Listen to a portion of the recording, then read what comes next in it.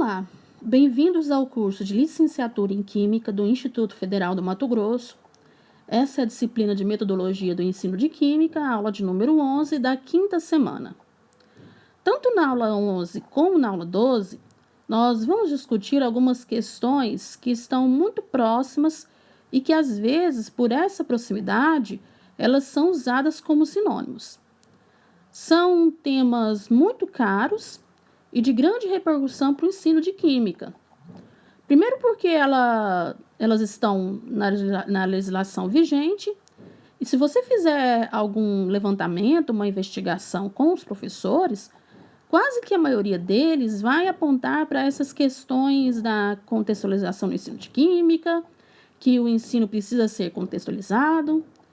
Aliado a isso, ao fato de estar na legislação e, de certa forma, exercer uma pressão para que isso entre e isso modifique as práticas docentes na sala de aula, o material didático também se apropria desse discurso, ou seja, desses termos, para poder circular, para se mostrar adequado à legislação e, de certa forma, adequado para entrar também na sala de aula para a apropriação dos professores.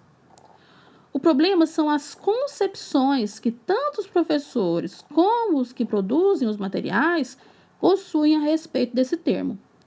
A gente vai fazer uma discussão para começar a entender um pouquinho o que quer dizer de fato o cotidiano e a contextualização. O cotidiano e a contextualização são dois termos muito recorrentes. Os professores falam muito, mas a questão agora é: qual é o entendimento desses termos? O sentido que ele dá para esses termos é o modo com que ele vai trabalhar dentro da sala de aula. Então, o termo cotidiano é amplamente conhecido porque está relacionado com o dia a dia. E aí ele vai ser associado a uma ideia de que é uma abordagem fácil de ser colocada em prática. Então, é muito importante trabalhar a química atrelada às questões do cotidiano, porque, dentre uma série de possibilidades de abordagem, essa seria mais fácil, porque é o dia a dia, é a vida desse aluno, desse sujeito, com as quais você estabelece uma relação aí no processo de ensino-aprendizagem. E aí é que está o problema. Ou seja, o termo cotidiano já vem sendo utilizado há um certo tempo, antes mesmo do termo contextualização. Então, o cotidiano já aparece, por exemplo, lá em 92, na proposta curricular do ensino de química. Aparece também em alguns trabalhos de pesquisa em 88, próximo aí nesse período de pesquisadores como Luft. Projetos de ensino também em 82, que foram feitos com proposta de reorganização do currículo de química. Uma outra forma de abordar esses conteúdos de maneira que toda essa experiência fosse a mais significativa possível para o aluno, ou seja, que ele de fato aprendesse e aquilo fizesse sentido, e ele utilizasse esses conhecimentos na vida dele.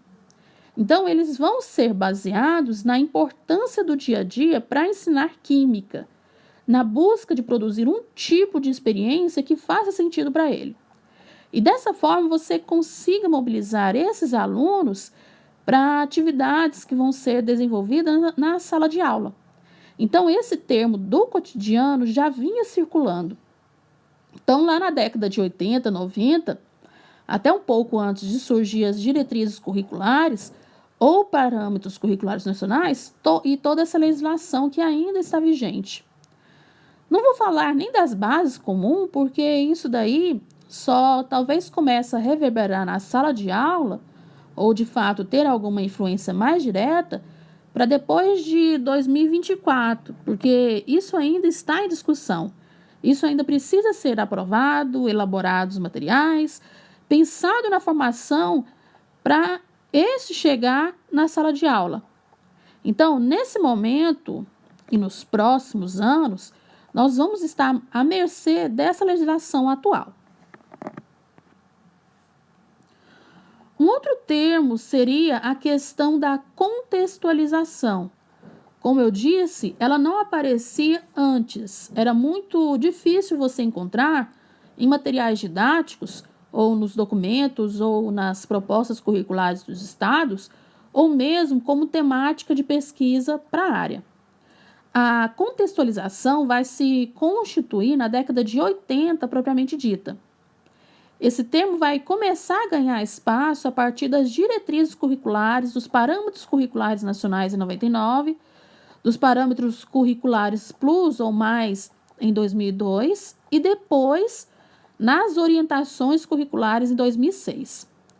É a partir de 2006 que vão dar uma ênfase para se destacar nas abordagens como tema central o cotidiano, tentando relacionar com questões sociais, econômicas, ambientais. Mas veja, isso só aparece na legislação. E a legislação, na maneira como ela aborda essa temática, acaba deixando uma certa ambiguidade. A ideia principal de trazer esses contextos para a sala de aula relacionados ao ensino de química é exatamente proporcionar uma formação mais crítica desse sujeito, mostrando para ele como esses conhecimentos estão entrelaçados e emaranhados em uma teia muito maior. O próprio documento, por várias vezes, cita essa questão do recurso. Ou seja, a ideia seria uma formação mais crítica, mas ela trata e aborda como uma perspectiva mais instrumental. Então, ele reforça essa ideia que prevalece, de que fazendo uma abordagem do cotidiano ou do contexto, isso acaba se tornando mais fácil.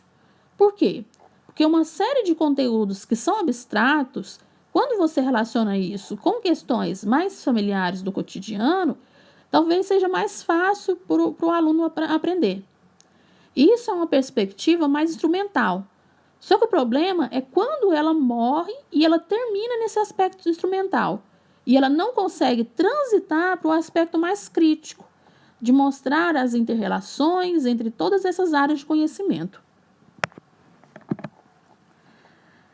Isso vai restringir no que vão chamar de modismo. Isso vai ser até verificado na maior parte dos livros. Depois dessa legislação de 99 e 2002, a maior parte dos livros didáticos começam a apresentar na própria capa, às vezes até como um símbolo, como se fosse um carimbo, dizendo química do cotidiano ou contexto e cotidiano. Então, assim, olha, esse daqui já é um material que é adequado à nova legislação. E aí é que está o problema, exatamente pela questão do modismo. Ou seja, a ideia que prevaleceu aí foi, bom, se tem conteúdos que são difíceis, vamos relacionar isso com o dia a dia, que aí ele vai ficar muito mais fácil. De fato, essa aproximação do cotidiano, que é um processo extremamente complexo, ele se perdeu, ele foi simplificado. Se você der uma olhada nos livros, você vai ver que uma página inteira de um livro vai ter todo o conteúdo trabalhado e do lado como se fosse um box com alguma informação. Por exemplo, na página do livro está sendo abordado um conteúdo, está sendo desenvolvido, um conteúdo relacionado à teoria ácido-base. E do lado, um box com uma fotografia de um frasco de vinagre ao lado de uma vasilha com salada, dizendo, olha, o vinagre tem ácido acético. Então, aqui tem ácido que a gente está desenvolvendo esses conteúdos. Perceba que a estratégia aqui é dar uma invernizada para tentar convencer esse sujeito de que isso está relacionado com o dia a dia. Então, ele precisa entender, ele precisa aprender. Porque o que predomina aqui é o conteúdo científico, ou seja, a ideia aqui é fazer com que ele aprenda todo o conteúdo científico a despeito das questões de atitude, de habilidade, onde toda essa problemática social que está por trás disso. Então, na verdade, o que vai predominar aqui é o foco em ensinar o conteúdo. Se é difícil ensinar o conteúdo, vamos colocar algumas imagens, algumas situações, Vamos mencionar, mas a maior parte dessas situações não há uma problematização para se trabalhar isso. E esse é o problema maior. Ou seja, quando você só ilustra, você desperdiça a possibilidade de criar um problema de fato, que o aluno fique interessado, instigado, curioso em aprofundar e entender toda essa teia de relações que existe na vida real. Então, se a ideia é aproximar desse conteúdo, tudo isso, na verdade, se perde e fica vulgarizado. Na prática da sala de aula, talvez esses fenômenos e esses fatos que estão relacionados com o dia a dia vão ajudar a criar esses problemas para que ele perceba aonde isso se encontra e quais são as possibilidades de interferência ou relações estabelecidas. É diferente desse exemplo que eu dei, aonde se desenvolve todo o conteúdo, em seguida vem uma lista de exercício para memorizar e decorar, e no final vem como se fosse quase um apêndice daqueles capítulos com o material de jornal dizendo, olha, teve uma contaminação, caiu uma determinada quantidade de produto aqui, que estava sendo transportado e teve... E aí coloca uma foto representando uma série de peixes na superfície, boiando, mostrando que morreram por causa dessa contaminação, mas não aprofunda. Não faz uma discussão do porquê que esses peixes morreram, qual foi o mecanismo que aconteceu, qual é o desdobramento para as pessoas que consumirem esses peixes. Então, essa é a diferença quando a gente faz essa abordagem um pouco mais superficial de trabalhar a questão do cotidiano e ele acaba sendo confundido com a questão da contextualização, porque a ideia de contextualizar é ir além disso. Mas essa discussão a gente vai fazer na próxima aula. Então, o diferencial seria a intenção de compreender esse contexto no qual os conteúdos conceituais estão envolvidos e quais as relações com outras situações. Ou seja, não é criar essa situação inicial e voltar para definições e aplicações de fórmulas para resolver exercício. É sim criar problemas abertos ou com múltiplas respostas para que ele perceba onde tudo isso se encontra. Dessa forma, a gente conseguiria, de fato, trazer a questão do cotidiano, mas numa perspectiva mais de mostrar a complexidade da vida real. Relacionar com essas questões dos conteúdos que estão sendo trabalhados e explorar, de fato, as relações políticas, econômicas, éticas, morais, sociais, culturais, dentre outras.